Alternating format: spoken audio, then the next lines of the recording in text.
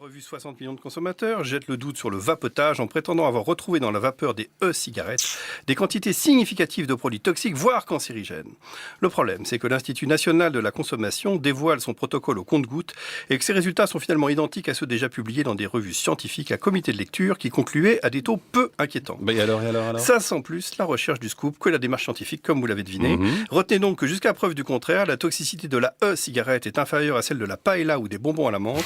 En effet, toute cuisson à l'huile dégage de l'acroléine et je vous apprends sans doute que la dose mortelle de menthol pur pour un adulte est de 2 grammes.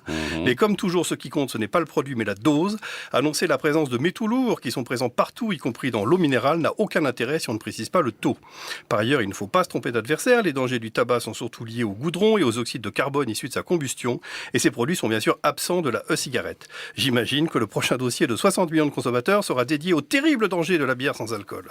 Je précise que je n'ai aucun lien avec les fabricants concernés par ma chronique et que l'ensemble de mes liens d'intérêt peuvent être consultés sur ma fiche Wikipédia. Donc vous mettez 60 millions de consommateurs à la poubelle cette semaine Cet article, peut-être qu'ils article, publieront d'autres choses intéressantes. D'ailleurs, leur concurrent, que Choisir Santé a publié en même temps un dossier beaucoup plus intéressant sur le même sujet. Voilà, et on discute beaucoup autour de cette affaire, en tout cas cette semaine sur les réseaux sociaux. Vous vous rendez compte, quand vous avez 1 million d'utilisateurs à qui on dit brutalement qu'ils fument un truc cancérigène, c'est quand même grave, il faut des preuves pour dire des choses pareilles. Oui.